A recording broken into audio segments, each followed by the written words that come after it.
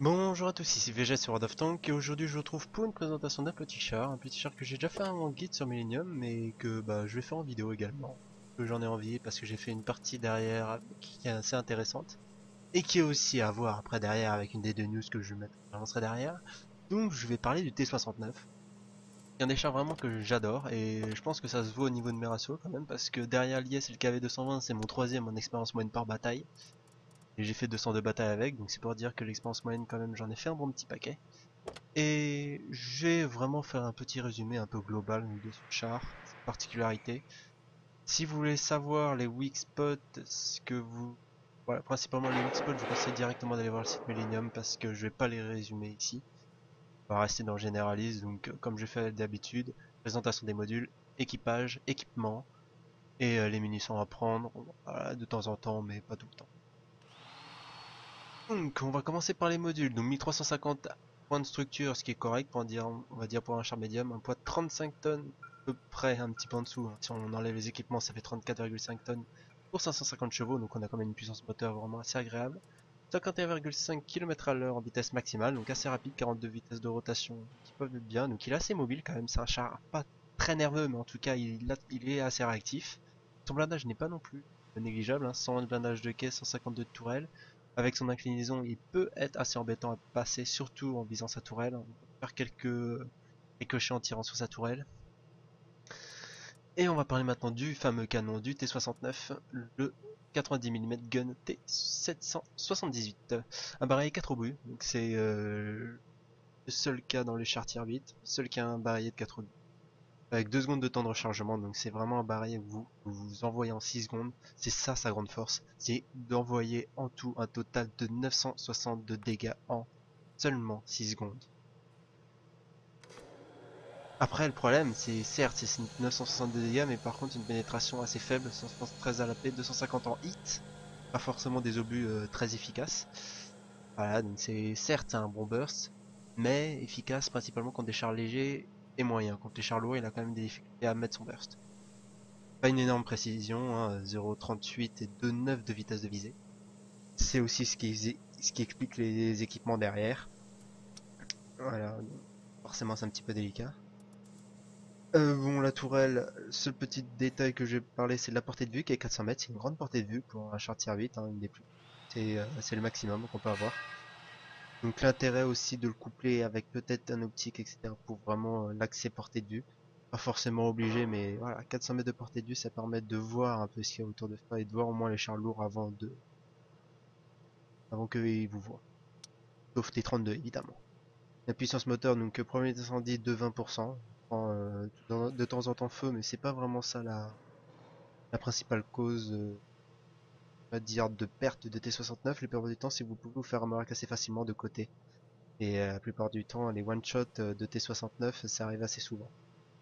Portée radio de 750 mètres, ce qui est pas horrible. La vitesse de rotation de tourelle, j'en ai pas parlé, mais elle est 38, donc elle tourne assez vite. Donc ça fait vraiment un char assez, je vais pas dire très très réactif, très rapide, etc. Mais quand même mobile, maniable pour son tiers et assez vraiment assez agréable à gérer en fait. Il est vraiment polyvalent, c'est un peu un Pershing dans l'idée, un petit peu moins de structure, mais avec un burst.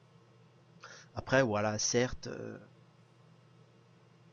bah, les modules sont quand même sensibles, voilà, c'est son petit point faible. Atelier très sensible, et évidemment son barrière au-delà du tier 8, il a un peu de mal à le mettre. Ah, petit souci à ce niveau-là. Niveau équipement, parce que je vais parler de ça, pour moi c'est les trois priorités, je vois vraiment pas grand chose à mettre d'autre. Franchement, même sur Millennium, j'en ai pas mis d'autres parce que pour moi, ce qui manque à un T69, c'est sa précision. Donc, sachant qu'en plus, on peut pas mettre de fouloir, faut tout axer sur la précision. La ventilation pour améliorer l'équipage et donc la stabilité. La stabilisateur vertical et la vitesse de visée améliorée à part le système justement de visée améliorée. Voilà, c'est tout vraiment pour stabiliser au maximum ce char. Et ceci, au niveau de l'équipage, il peut y avoir des petits changements. Là, l'équipage, en fait, j'ai pas mis exactement le même que sur Millennium. Parce que sur cet équipage-là, j'ai privilégié la mobilité. Parce que, bon, c'est pas non plus une mobilité énorme qu'il a le T69, donc j'ai mis le pilote tout-terrain et derrière le coup mortel. Sur Millennium, j'ai accès autrement. J'ai accès en mettant ici précision et conduite souple. Ça permet justement d'avoir une précision idéale. Sixième sens étant la priorité pour le chef de char. Et le râtelier sécurisé la priorité pour le T69 qui en a énormément besoin. Si vraiment vous sentez que le râtelier est vraiment trop faible, allez carrément sur râtelier munitions humides à la place du système de vis amélioré parce que vous tirez souvent en roulant, rarement immobile. Le stabilisateur vertical est efficace. Et de toute façon, même en tirant, ça réduira forcément, augmentera forcément directement la précision. Privilégier, privilégier, voilà, euh, si vous voulez mettre un râtelier de munitions humides sur le système de vis amélioré. En deuxième frère d'armes, pour moi c'est une nécessité. Alors pareil, j'ai pas suivi mon guide pour le troisième, voilà, donc je suis même pas mes guides à moi.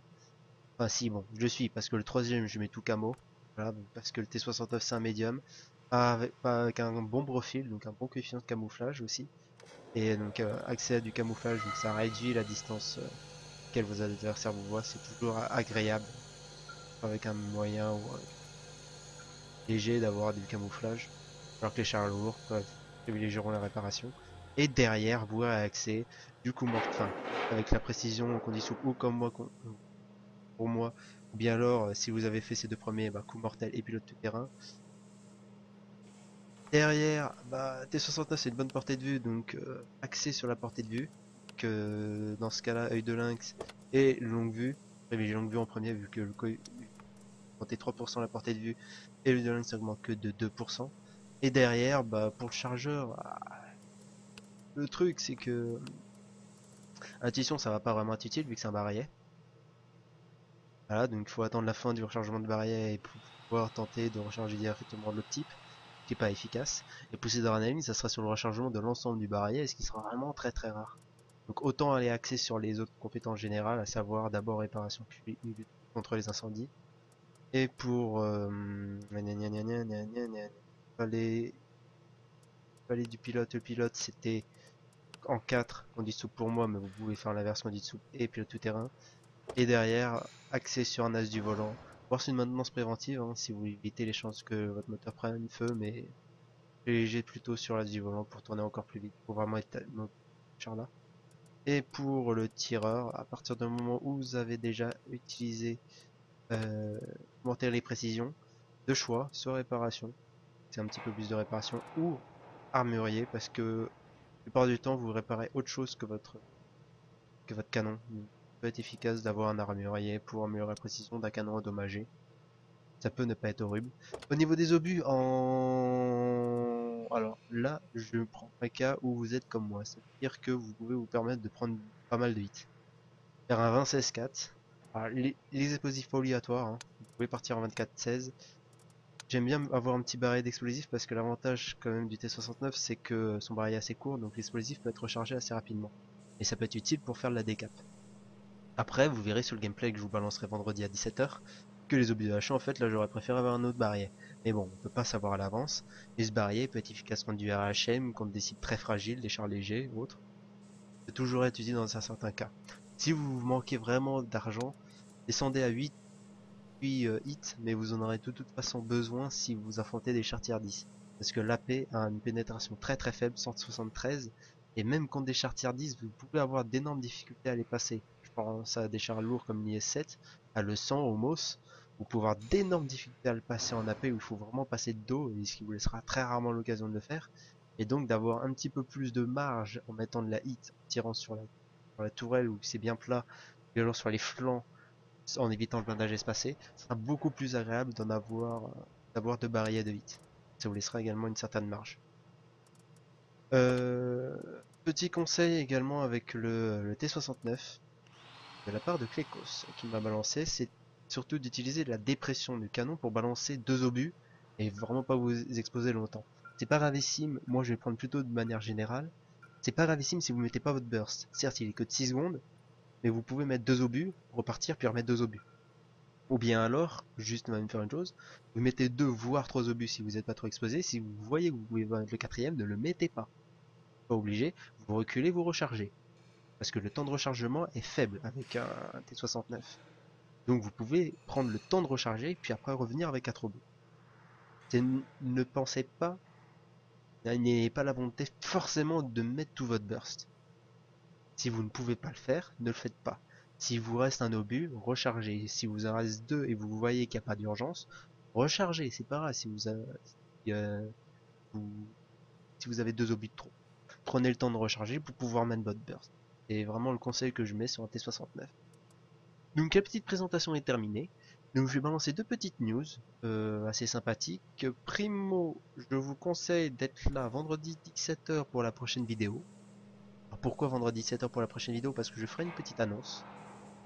Je ferai un petit... comment on pourrait dire ça? Petite annonce sur un événement qui va se passer le lendemain, un samedi. Ah, j'en dis pas plus. Et la deuxième petite news, c'est je vais avoir des clés pour World of Warship à balancer. Voilà. Et c'est le CM Ascolec m'a dit que je pouvais balancer, enfin qu'on pourrait avoir des clés pour World of Warship. Il m'a dit pas à des amis, pas à des gars directement, que ce soit plutôt par le biais d'un concours. Donc je vais faire un petit concours. Je vais vous forcer un petit peu à fouiller, on va dire, sur mes réseaux sociaux, on va dire lequel, parce que vous pouvez avoir l'information très facilement. Et je vais vous poser une question et vous devez répondre en commentaire sur YouTube. Voilà, dire que bah voilà, vous avez vu la vidéo, vous saurez au moins de quoi je parle. Et ma question c'est sur la partie que je vais vous présenter, le gameplay de T69, combien d'expérience brute ai-je fait sur cette partie-là? Alors certes, ça va un petit peu spoiler derrière ce que je vais faire durant cette partie, etc. Les dégâts que j'aurais fait, le résultat, mais bon. Là, à la fin, le gameplay, c'est pour montrer comment jouer le T69, pas forcément le résultat. Mais voilà, ma demande c'est combien d'expérience brute ai-je fait? C'est-à-dire d'expérience brute, je considère hors premium, hors x2, x3 que j'aurais pu avoir, hors bonus. Expérience brute qui soit bien sur le premier screenshot. Que vous voyez en bas à gauche de l'écran. Si j'ai comme ça, non, j'en ai pas. Vous voyez en bas à gauche de l'écran, vous voyez sans premium avec premium, premier chiffre d'expérience que vous voyez ici. Donc vous me le mettez ce nombre d'expériences sur YouTube. Et après, selon le nombre de clés que j'aurai et le nombre de personnes qui m'auraient répondu, vous aurez une chance d'avoir une clé pour Farship. Évidemment, ce concours s'arrête le vendredi à 17h vu que je balance la vidéo du gameplay du T69 le vendredi à 17h. Donc je crois que j'ai tout dit, hein, voilà. Donc, je conseille vraiment d'être là vendredi 17h. Un conseil que je vous donne. Et bah en attendant cette date fatidique, bah, je vous souhaite de bonnes parties sur World of Tanks ou sur d'autres jeux et allez, ciao tout le monde!